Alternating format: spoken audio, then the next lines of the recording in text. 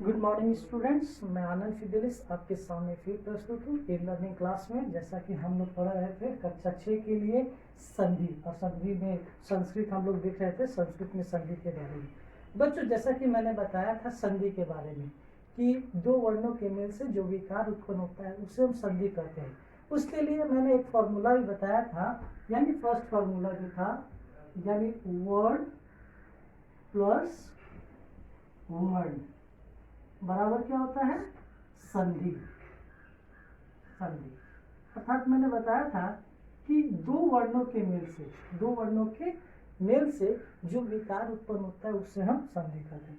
दूसरे में हम लोग पढ़े थे, और ये आपको ये ध्यान रखना है कि यह जो भाग है आपका भाग 2 है, यानी कहने का अर्थ है दूसरा भाग ये वीडियो का है संधि चैप्टर का।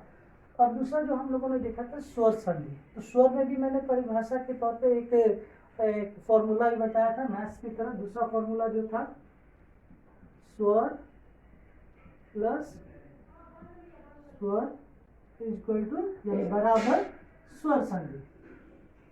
स्वर संधि अर्थात कितने स्वर? 2 स्वर, एक स्वर और एक स्वर मिलकर के 2 स्वर होते हैं।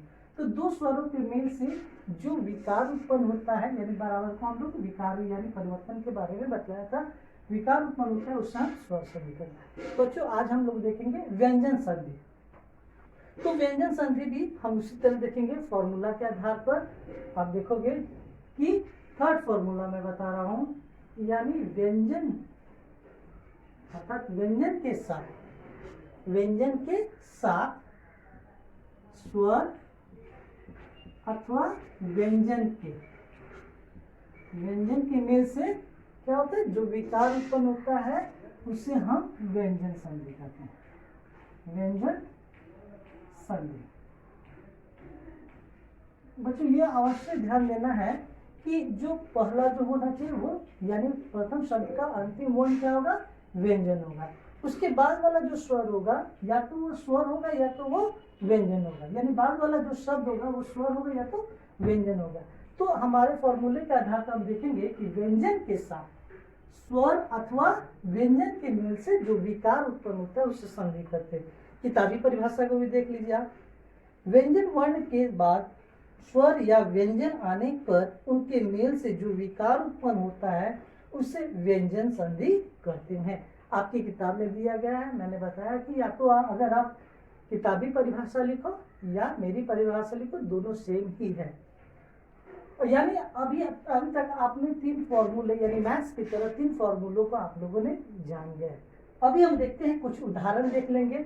आपकी किताब में दिया गया है सत जोड़ चित दिया गया, आपको देखेंगे सत जोड़ चित, यानी ये बनता है सचित।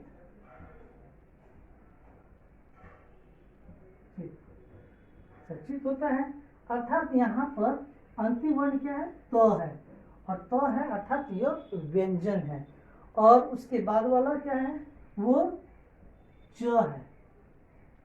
च है, यानी यह भी क्या हो गया? आपका व्यंजन हो गया। तो या तो व्यंजन, 2 व्यंजन हो गए, यानी व्यंजन प्लस व्यंजन हो जाएगा, तो आपका व्यंजन संधि के अंतर्गत आ जाएगा। उसी तरह सचित हो गया, आप देखोगे यानी किन वर्णों की संधि हुई है? तो हलन जोड़ च बराबर च हो जाता है। किताब में आपके दिए गए हैं च।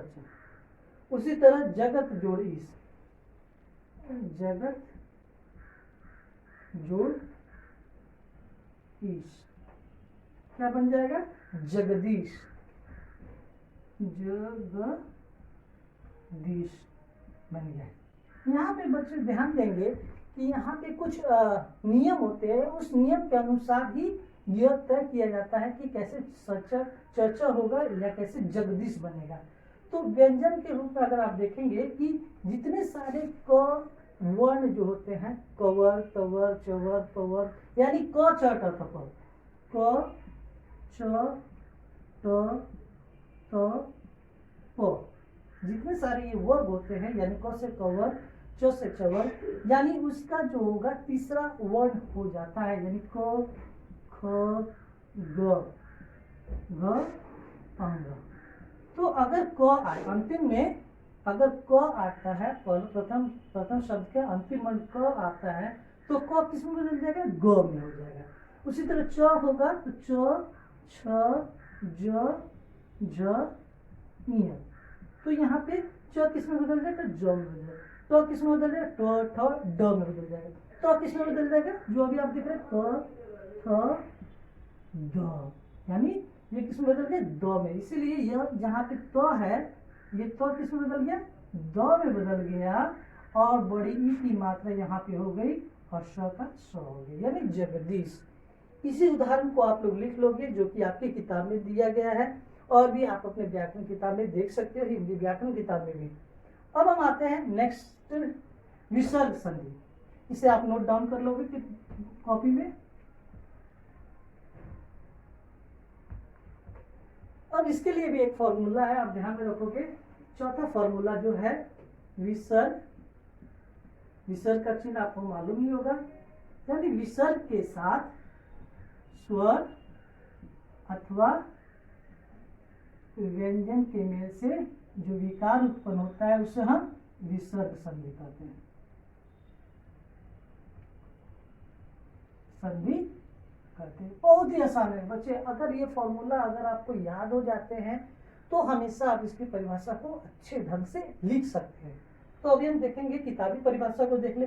विसर्ग के बाद स्वर या व्यंजन आने पर उनके मेल से विसर्ग में जो विकार उत्पन्न होता है उससे हम विसर्ग संधि कहते हैं।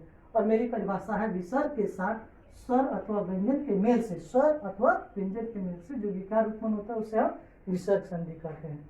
अभी हम देख ले, जैसे नर जोड़ अस्थि, नर जोड़ अस्थि, अस्थि मिलकर के क्या हो गया, नरोस्थि, नरोस्थि। यहाँ पर ध्यान देंगे ये द के समान जो है इसको हम लोग अ कहते हैं, अ वर्ण है। तो यहाँ पे नर यानी विसर्ग आ गया, यहाँ पे ये विसर्ग आ गया और अ क्या है हमारा स्वर वर्ण है, तो नरोस्थि हो गया।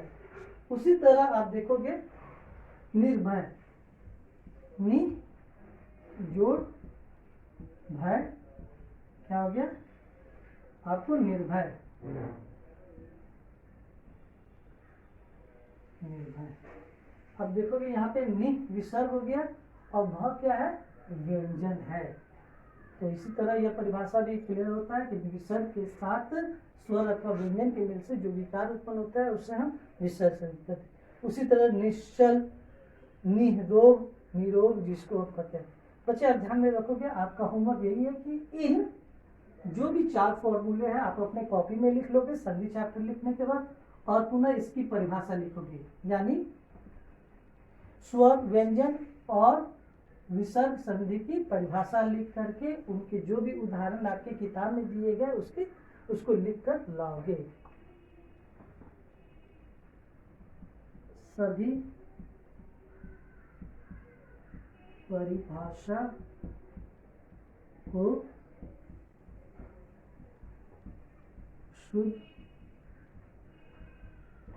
शुद्ध उदाहरण के साथ लिखिए। यही आपका होमवर्क होता है, यानी एक ही क्वेश्चन मैं आपको देता हूँ। तो बच्चों इस चैनल को सब्सक्राइब कीजिए और अपने दोस्तों के साथ शेयर कीजिए। आज के लिए इतना ही, तब तक के लिए धन्यवाद।